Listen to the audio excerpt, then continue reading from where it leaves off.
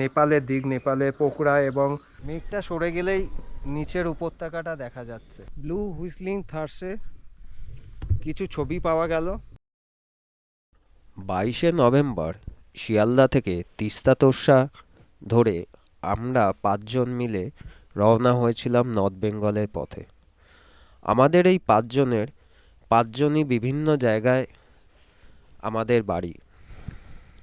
কেউ এসছে কল্যাণী থেকে, কেউ রানাঘাট, কেউ বাঁকুড়া এবং কেউ কলকাতা। আমরা শিয়ালদা স্টেশনে সবাই মিট করেছিলাম। এই 5 জনের মধ্যে আমিই ছিলাম সবচেয়ে বড়। আমি ভেবেছিলাম এদের সাথে অ্যাডজাস্ট করতে পারবো কিনা।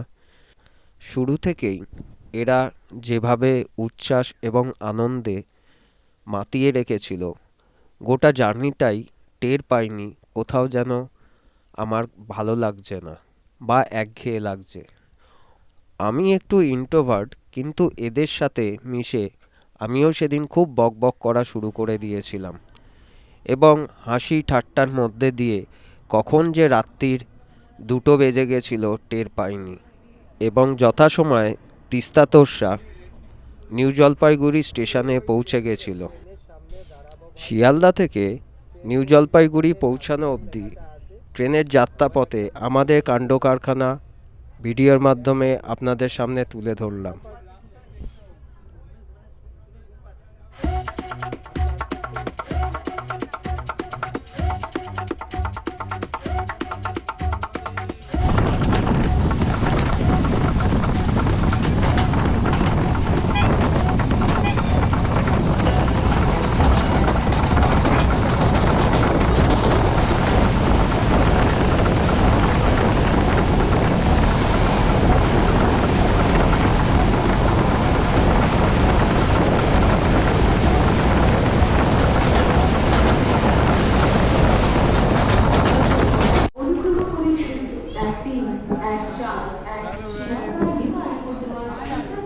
We are back at Jalpaiguri.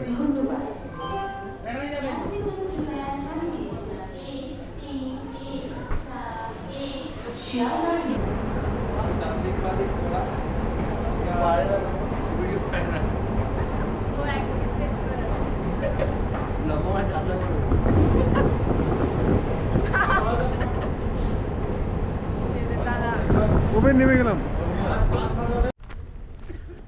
রাতেই এখন 3টে, আমরা নেমে পড়েছি জলপাইগুড়ি স্টেশনে। বাইরের দিকটা স্টেশনে থাকতে ইচ্ছা করলো না, কারণ অনেকের চা খেতে ইচ্ছা করছে এবং আমি আপনারা জানেন চা পিপাসু, আমারও চা খেতে ইচ্ছা করছে। আমিও বেরিয়ে পড়েছি এদের সাথে। গত বছর এসে যে পরিস্থিতি দেখেছিলাম এখন অনেকটাই বদলে গেছে শিলিগুড়ির পরিস্থিতি। মানে নিউ জলপাইগুড়ি স্টেশনে বাইরের দিকটা অনেক কনস্ট্রাকশন হচ্ছে। তো এগিয়ে যাই, সামনের দিকে একটা চায়ের দোকান খোলা দেখছি, কিন্তু এই রাস্তা দিয়ে যাওয়া যাবে না, হেঁটে যেতে হবে, মালপত্র একটু ঘুরে যেতে হবে বা হেঁটে যেতে হবে। এতগুলো জিনিসপত্র এখানে রেখে যাওয়াটা একটু কষ্টের। এখান থেকে বেরিয়ে যাওয়াটাই সব থেকে ভালো। তো চলুন সামনের দিকে এগোই।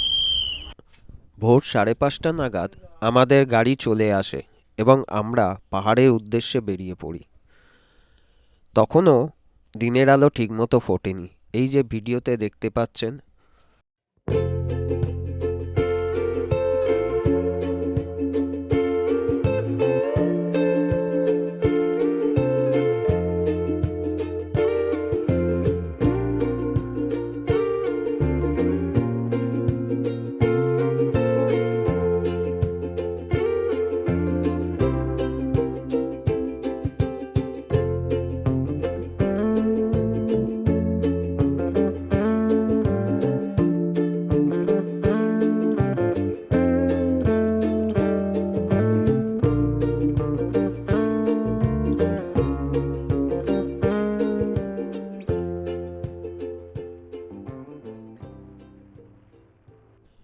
সুকনা থেকে রোহিণী হয়ে আমাদের গাড়ি পাহাড়ের উপর দিকে চলতে থাকলো এবং ধীরে ধীরে কুয়াশার চাদরকে সরিয়ে পাহাড়কে দেখা যেতে লাগলো।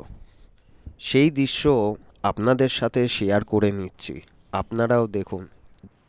ঘুমভাঙা পাহাড়ের রূপ কেমন হয়।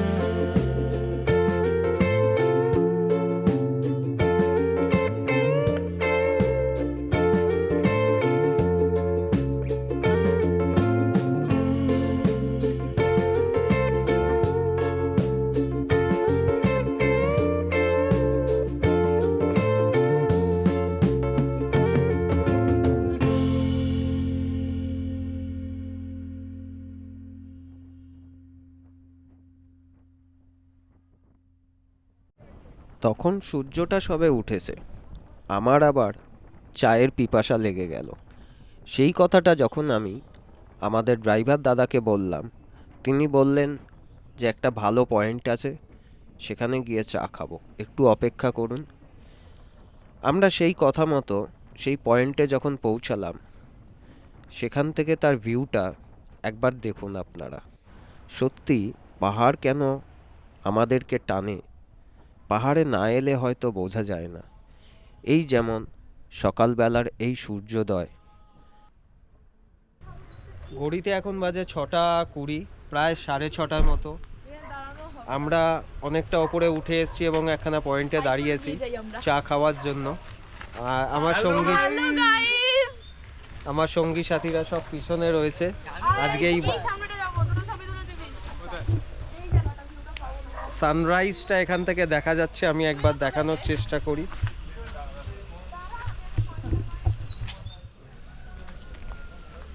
কত ভালো আসছে ক্যামেরার মধ্যে আপনারাই বলতে পারবেন। আর আমার সামনের দিকের ভিউটা হচ্ছে ঠিক এরকম।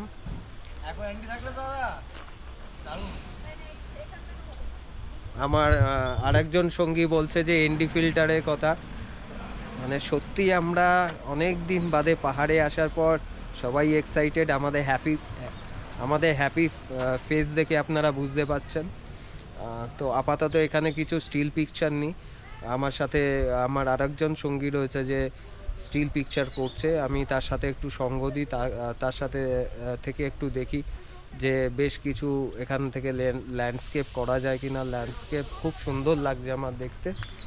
তো যা যা আমরা করছি সেগুলোর আপডেট ভিডিওতে দিতে থাকছি, সঙ্গে থাকুন, সাথে থাকুন।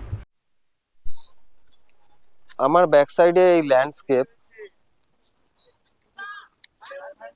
ল্যান্ডস্কেপ দেখে সত্যি শহরের এই জনজীবনে এত জটিলতা, সেখান থেকে এই পাহাড়ের এই নিস্তব্ধতা, এই পাখিদের ডাক আর এই সুন্দর প্রাকৃতিক সৌন্দর্য, যেন সকালবেলাটায় একরাশ আনন্দ নিয়ে চলে এসছে।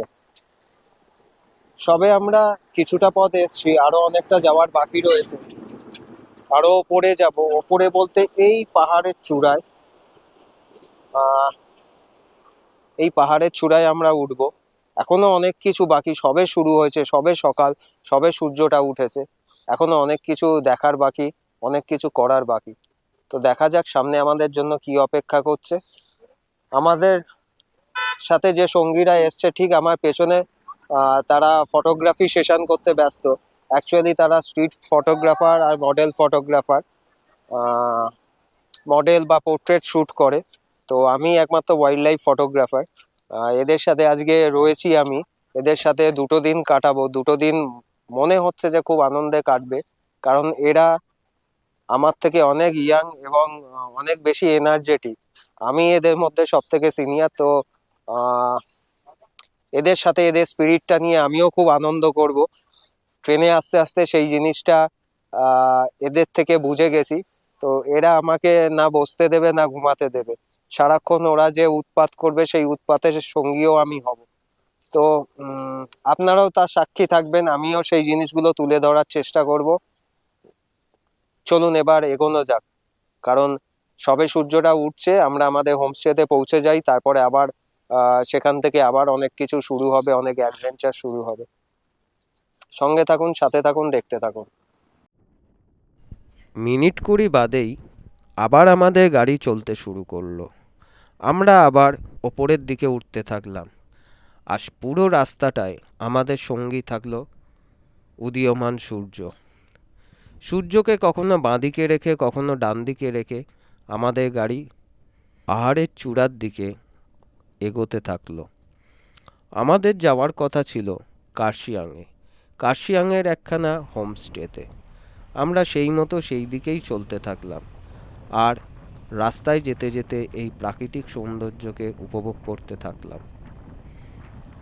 বেশ কিছু জায়গায় আমরা বেশ কয়েকটা ভিউ পয়েন্ট পেয়েছিলাম, যেই ভিউ পয়েন্ট থেকে নিচের দিকের উপত্যকাগুলো এবং রাস্তাগুলোকে দেখা যায়।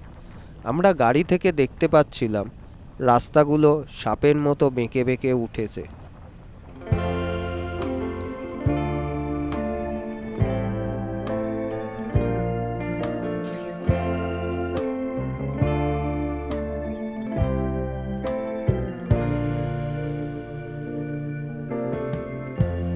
Lighten up, take me on your magic river.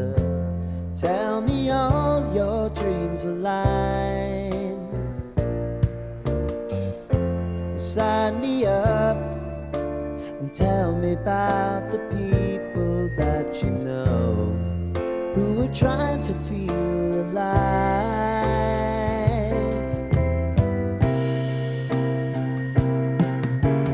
Life can get hard, so honey, if you need to cry, just come share my pillow and rain, rain, go away.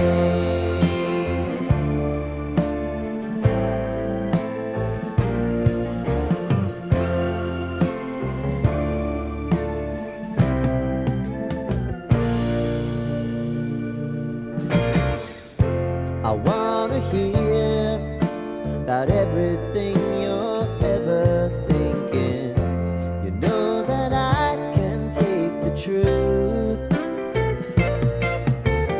and call me out if you think I'm ever slipping. Maybe I can turn it around. Oh yeah. Baby, if you wanna. আমি সঠিকভাবে বলতে পারবো না, আন্দাজে বলি আমাদের হোমস্টেতে পৌঁছাতে প্রায় 1.5 থেকে 2 ঘন্টা লেগেছিল। এতটা সময় লাগার কথা না, যেহেতু আমরা মাঝখানে চা খাওয়ার জন্য দাঁড়িয়েছিলাম। তবে বিশ্বাস করুন, এই 1.5 থেকে 2 ঘন্টা পথ আপনি একটুও বিরক্ত হবেন না বা অধৈর্য হবেন না, কারণ প্রকৃতি আপনাকে প্রতি মুহূর্তে তার যে রূপ দেখাবে সেই রূপে আপনি ভুলেই থাকবেন পথের এই দূরত্ব বা পথের এই ক্লান্তিকে। ফ্রেন্ডস, ফাইনালি আমরা পৌঁছে গেছি আমাদের হোমস্টেতে। আমার ব্যাক সাইডে ভিউ দেখে বুঝতে পারছেন, যারা এসছেন তারা হয়তো জানেন যে এই ভিউটা কার্শিয়াং শহরে। আমরা অনেকটাই ওপরে রয়েছি এবং আমার যে সামনের দিকটা রয়েছে, সামনের দিকটা পুরো পাইনের জঙ্গল, এবং হোমস্টেতে আসার সময় আমি বেশ কিছু পাখির আওয়াজ এবং পাখি দেখেছি, আইডেন্টিফাই করতে পারিনি। তো আমি এখন হোমস্টে একদম ওপরে রয়েছি, ছাদে। আর এই যে ঠিক ভিউটা, আমি এই দিকে ক্যামেরাটা ঘোরাচ্ছি, জাস্ট পশ্চিম দিকটা। তো হোমস্টের যে যিনি ওনার, তিনি আমাদেরকে ওপরে নিয়ে এসে বললেন যে এই সাইডটা হচ্ছে নেপালের দিক, নেপালের পোখরা এবং আরও যে স্পটগুলো রয়েছে সেই জায়গাগুলো, এবং সিকিমও এখান থেকে দেখা যায়।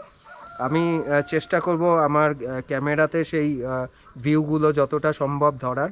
তো আমি এখনও অবধি এসে এই জায়গার ভিউ দেখে সত্যিই প্রেমে পড়ে গেছি। আমি রেকমেন্ড করব এই জায়গায় আসার জন্য। আমি কোনো প্রমোশনাল ভিডিও করছি না এই জায়গায়, কিন্তু জায়গা দেখে ভালো লাগলে সবাইকেই আমি বলার সাজেস্ট করব যে এই জায়গায় আসার। পাখি তো অবশ্যই পাবেন, বা পাখি তো পাওয়া যাবেই, এবং ফ্যামিলি নিয়ে যদি আসতে চান, এখানকার বাড়তি পাওনা যেটা এই হোমস্টের ছাদ, এই ছাদ থেকে পুরো শহরটা দেখা যায়। আমার সাথে যে আরও সঙ্গীরা রয়েছে তারা ল্যান্ডস্কেপ ফটোগ্রাফি করে, সেই তাদের থেকে তাদের ক্যামেরায় আমি ছবি তুলে আমি এই ভিডিওতে আপলোড করব, এবং পাখির ছবি তোলার চেষ্টা করব। আপাতত সবে মাত্র এসছি, একটু ফ্রেশ হয়নি, ফ্রেশ হয়ে এই পাইনের জঙ্গল এবং আশেপাশে পরিবেশে খোঁজার চেষ্টা করব কি কি পাখি পাওয়া যায়। সঙ্গে থাকুন, সাথে থাকুন, দেখতে থাকুন, কি কি আপডেট আসছে সব কিছু আপনাদের দেখাবো। হোমস্টের ছাদ থেকে পাখিদের কলরব এবং পাখিদের আনাগোনা দেখে আমি আর নিজেকে স্থির রাখতে পারিনি। ক্যামেরা নিয়ে তাই হোমস্টের আশেপাশে বেরিয়ে পড়েছিলাম ছবির আশায়, পাখি দেখার আশায়। কিছু পাখি পেয়েছি, তার মধ্যে যে পাখিগুলো পেয়েছি তার ছবি আমি এখানে আপনাদেরকে দেখালাম। ভিডিও করা পাহাড়ে খুব অসুবিধার, কারণ ট্রাইপড সব জায়গায় সেট করা যায় না, এবং পাখিগুলো এতই চঞ্চল যে কয়েক সেকেন্ড মাত্র সময় দেয়। সেই জন্য আমি চেষ্টা করেছিলাম ছবি করার, এবং সেই ছবিগুলোকেই আমি তুলে ধরলাম। ছবিতে দেখতে পাচ্ছেন যে পাখিটা, এটা লিটিল বান্টিং। এর দুটো তিনটে আমি ছবি করতে পেরেছিলাম মাত্র, অনেক দূরেই বসেছিল। যে পাখিটা পেয়েছিলাম সেটা এই পাখিটা। এই পাখিটার নাম আমি জানি না, এর একটাই মাত্র ভালো ছবি করতে পেরেছিলাম। আপনারা যদি এই পাখিটার নাম জেনে থাকেন অবশ্যই কমেন্ট করে আমাকে জানাবেন, কারণ আমারও জানার দরকার। ব্রেকফাস্টের পর ছাদে উঠে দেখি হঠাৎ করে কোথা থেকে মেঘ এসে পুরো উপত্যকাটাকে ঢেকে দিয়েছে, এবং আলোও খুব কমে এসছে। আমার মনটা একটু খারাপ হয়ে গেছিল, কারণ এরকম ওয়েদার থাকলে পাখির ছবি করা যাবে না। কিন্তু প্রকৃতি মা আমাকে অতটাও নিরাশ বা হতাশ করেননি। ব্লু হুইসলিং থার্সে কিছু ছবি পাওয়া গেল। কিছু একটা পোকা ধরেছিল সবুজ রঙের, সেই পোকাটা খাচ্ছিল, এবং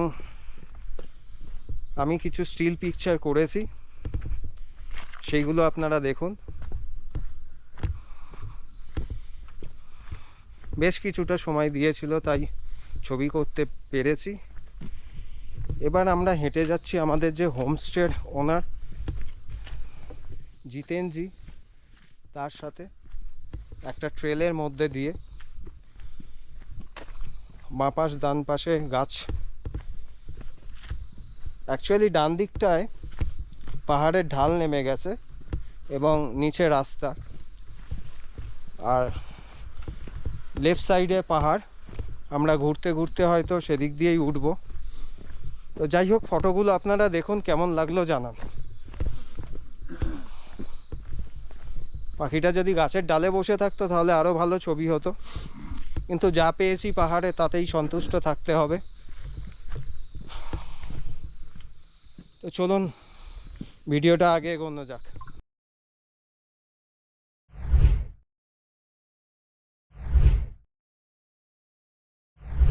কার্শিয়াংয়ের একখানা মনস্ট্রিতে এসেছি, আমার ব্যাক সাইডে সেই মনস্ট্রিটা। আর আমি ক্যামেরায় কতখানি ধরতে পারছি আমি জানি না। এই দিক থেকে মেঘ আসছে, এই দিক থেকে মেঘ আস্তে আস্তে ওপর দিকে উঠে আসছে। ওয়েদার সকালবেলা খুব ভালো ছিল, আস্তে আস্তে চেঞ্জ হচ্ছে ওয়েদার, এবং পাখির ফটো তোলার চান্সেস আস্তে আস্তে কমছে। তবুও চেষ্টা করছি এর মধ্যে যা পাওয়া যায়। এই দেখুন আমার ঠিক ব্যাক সাইড থেকে মেঘ আস্তে আস্তে পুরো এরিয়াটা ছড়িয়ে যাচ্ছে।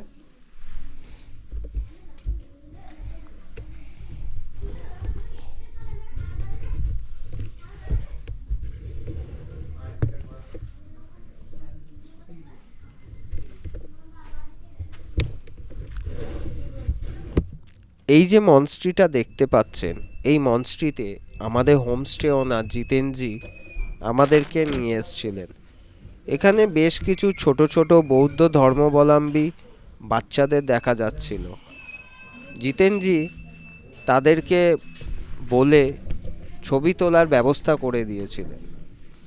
যেহেতু আমার বন্ধুরা স্ট্রিট ফটোগ্রাফার, মডেল ফটোগ্রাফার, সেহেতু তাদের উৎসাহ ছিল এই ধরনের ছবি করা।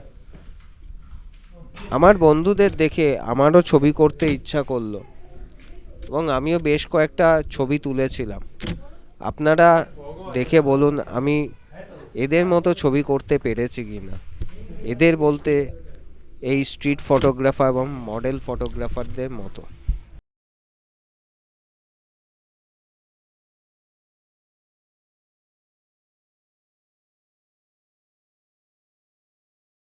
অবশেষে বেশ অনেকটা হাঁটার পর ব্লু ফন্টেড রেস্টটা দেখা গেছে। আরেকটা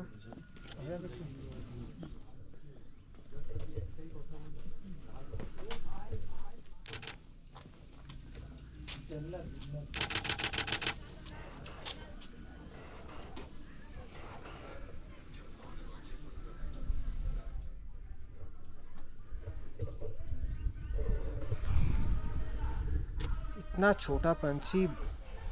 इससे भी छोटा। हाँ हाँ, मिला मुझे